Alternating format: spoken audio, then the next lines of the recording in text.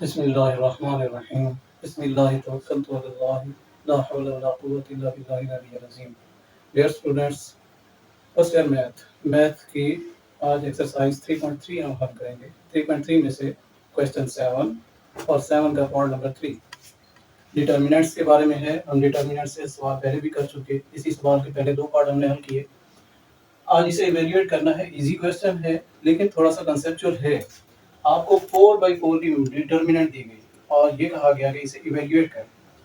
हमारा टारगेट होता है कि हम ऐसी रो या कॉलम देखें जिसमें कोई 1 मौजूद हो। यहाँ पर हमें 1 मिल रहा है, ये इस कॉलम में सारे 1 हैं।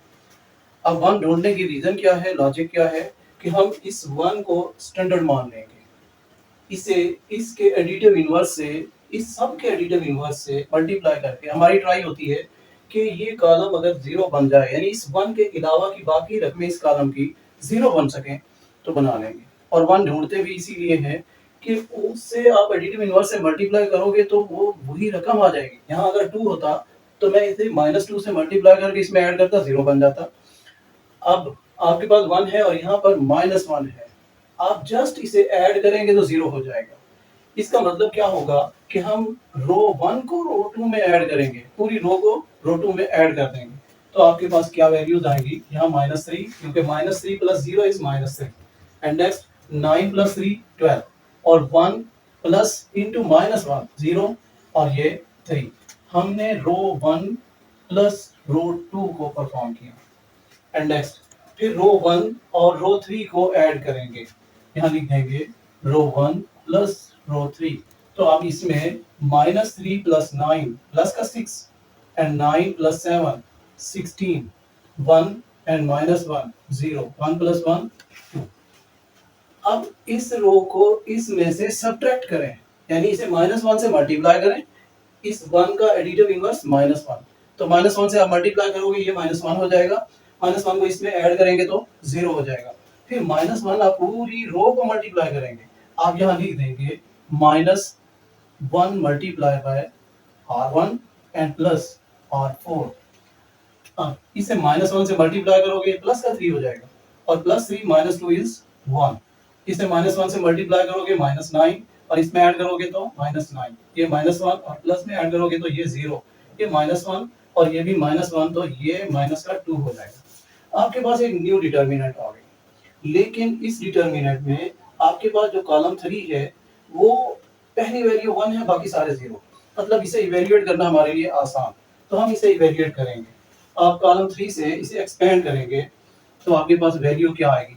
और पहली बात ये कि आप यहाँ से एक्सपेंडिंग शुरू कर रहे हो, ये वैल्यू A13 है, A11 A12 A13। तो A13 का मतलब क्या हुआ करता है कि आपके पास -1 की पावर 1 + 3 होगी और 1 + 3 4, -1 की 4 पावर लेंगे तो +1 आ जाएगा। +1 जब आप इससे मल्टीप्लाई करोगे तो साइन चेंज नहीं होगा। इसका मतलब ये वैल्यू हम लिखेंगे मगर साइन चेंज नहीं होगा। अब इससे निकलने वाला कॉलम और कतार ये ऐड कर देंगे, ये सारी रो और ये सारा कॉलम आप नहीं लिखेंगे, आप बाकी वैल्यूज लिखेंगे।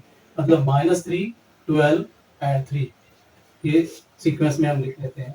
फिर 6 16 2 एंड 1 -9 -2। फिर चेक करें, यहाँ से निकलने वाला ये कॉलम सारा खत्म और ये कतार खत्म। -3 12 एंड 3 -3 12 एंड 3 6 16 एंड 2 1 -9 एंड -2। आपके पास ये वैल्यू आ गई। अब चूंकि इसका साइन चेंज नहीं हुआ था, नेक्स्ट इधर चलेंगे तो साइन चेंज होगा। ये -0, ये जस्ट मैंने अलामती तौर पे लिखा, अदरवाइज 0 माइनस में नहीं होता, आप प्लस भी लिख सकते थे। लेकिन चूंकि एक सीक्वेंस है, ये नंबर माइनस के साथ, यानी इसका साइन चेंज होना था, तो आपको ये चीज याद रखनी है। 0 के अलावा की कोई वैल्यू होती तो फिर आप गलती कर सकते हैं। आप उसी सीक्वेंस में चलें, माइनस के बाद फिर इसका साइन चेंज नहीं होना, +0 और फिर साइन चेंज होना है -0। मैंने इस कॉलम से इसे एक्सपेंड किया तो यहाँ लिख देंगे एक्सपेंड बाय कॉलम 3। अब जस्ट हमें इसे सिंपलीफाई करना है, हम इसे सिंपलीफाई करेंगे। इक्वल साइन 1 से मल्टीप्लाई होकर कोई चेंज नहीं, वही आएगी रकम। तो इसे एक्सपेंड करेंगे, आपके पास अब 3/3 की मैट्रिक्स आ गई, ये डिटर्मिनेंट आ गई। तो इसे हम लिख लेते हैं और ये सारे जीरोस एंड हो जाएंगे।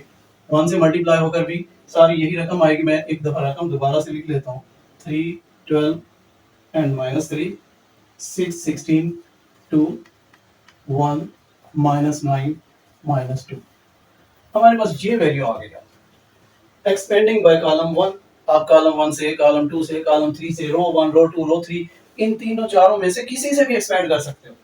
अब चूंकि इसमें कहीं जीरो नहीं, कोई आसानी नहीं है, इसलिए मैं कॉलम 1 ही से एक्सपेंड कर रहा हूँ। तो कॉलम 1 से आप एक्सपेंड करेंगे, पहली वैल्यू एज इट, मतलब उसका साइन चेंज नहीं होगा, A1 1 है। इससे निकलने वाला ये कॉलम और कतार खत्म। आपके पास 16, 2 एंड -9, -2, ये माइनर के तौर पे आपके पास डिटर्मिनेंट आ जाएगी।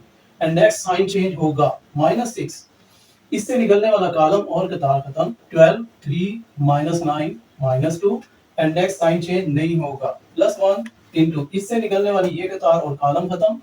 12, 3, 16 एंड 2। हमने इसे कॉलम 1 से एक्सपेंड किया, मैंने यहाँ लिख दिया एक्सपेंड बाय कॉलम 1। अब जस्ट इसकी simplification, -3 as it, in primary diagonal के एलिमेंट्स को आपस में मल्टीप्लाई करें। 16 2 32, लेकिन ये माइनस का 32, और फिर माइनस साइन फार्मूले का आएगा, लेकिन ये -19 18 बन रहा है, तो ये प्लस का 18 हो जाएगा। एंड -6, और फिर इन्हें मल्टीप्लाई करें प्राइमरी डायगोनल को, ये माइनस का 24, और फिर माइनस फार्मूले का, लेकिन ये माइनस बन रहा है, तो ये प्लस का 27 हो जाएगा। एंड +1, 20, 12 2 24 प्लस का, एंड -16 3 48। ये हमारे पास वैल्यूज आ गई। -32 + 18, ये हमारे पास वैल्यू क्या आएगी? -3 इंटू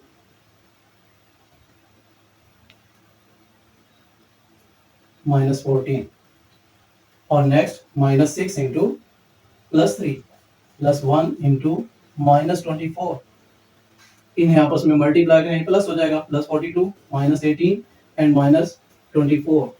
अब माइनस वाली दो वैल्यूज हैं, 42 और माइनस, इनको कंबाइन करें, 42 और ये 0, तो आपके पास इसका डिटर्मिनेंट का आंसर 0 आ गया। यही हमारा आंसर होगा।